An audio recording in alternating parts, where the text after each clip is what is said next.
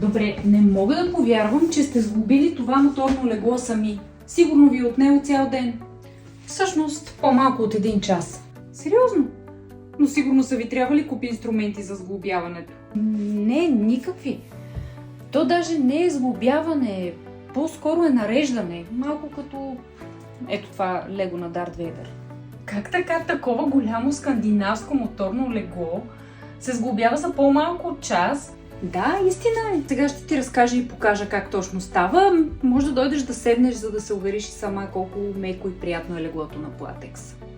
Даже може и да си полегна. Я ми дай дистанционното. Аз междувременно ще ти разказвам. Започвам от доставката. Слушам те. Когато завършваш поръчката си за скандинавско моторно легло от сайта на Platex, можеш да избереш безплатна доставка секонд, като монтажът си го правиш сам. Много е лесно, защото, както ти казах, отделните елементи само се нареждат. Ако обаче не ти се занимава, има и опция за доставка и монтаж от Platex срещу допълнително заплащане. Ние избрахме вариант за доставка от еконт и собствен монтаж. Леглото всъщност пристига почти сглобено, като е разделено на 4-5 части, за да бъде пренасенето му по-лесно. Основната част на леглото с подматрачната рамка и моторния механизъм идват пакетирани заедно. Отделно са опаковани матракът, топ-матракът и таблата на леглото. 2 човека са напълно достатъчни, за да пренесат и сглобят леглото. Най-тежкият елемент е рамката и ако помещението е тясно, ще трябва повече навигиране, за да не се ударят стените. Това, което веднага ми направи впечатление, е, че всички елементи са много прецизно опаковани, за да не се повредят или намърсят при доставката. Но в същото време се използват минимално количество опаковъчни материали и няма излишен боклук, който да се чудим после къде и как да изхвърлим. След като разопаковахме рамката на леглото, видяхме, че към нея са прикачени допълнителните елементи. Дистанционното за механизма, кутията с крачетата, планките за монтиране на таблата, ограничителите за матрака. Единствено, механизмът и подматрачната рамка са фиксирани с свински опашки за безопасност и трябва да се отрежат. Преди да поставим рамката на мястото й, трябваше да сложим крачетата на леглото. Става с голи ръце, защото буквално само се завиват. Ако обаче имаш табла и искаш да я фиксираш с металните L-връзки, първо трябва да поставиш тях и след това отдолу да завиеш крачетата. Затова планките имат дупчици в долната си част.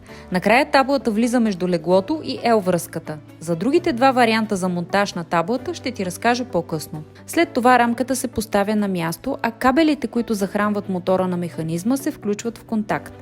Под матрачната рамка има специални елементи, с които може да се регулира нейната твърдост. Избрахме да ги фиксираме по средата. Преди да поставим матрака, сложихме и тези ограничители, които няма да позволяват на матрака да се приплъзва така.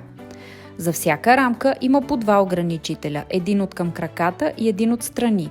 Те се закрепват директно към подматрачната рамка. След това разопаковахме и поставихме матраците, а върху тях и топ матрака. Тези страхотни органайзери е най-удобно да се поставят между матрака и топ матрака. Те разполагат с залепваща лента и това им позволява да бъдат сложени и на други места, като рамката или дори таблата. За монтирането на таблата има 3 варианта. За първия с L-връзките вече ти разказах. Вторият вариант е в случай, че избраното легло е без крачета или искаш да монтираш таблата за стената. Тогава трябва да използваш тези дървени планки, които идват с леглото. Едната се монтира за стената, а другата е монтирана на самата табла. Така, също като картина, таблата се закача на стената, като двете планки влизат стабилно една в друга. Третият вариант е най-лесен. Таблата просто се поставя на земята, между леглото и стената, без допълнителни закрепвания. И таблата не се мести. Не, всичко е супер стабилно, няма мърдане. Изводът ми е... Никога не ни се е случвало да сглобяваме нещо толкова голямо, толкова лесно и бързо. Наистина не мога да повярвам. Как казах, че се казват леглата? Платекс, разбира се.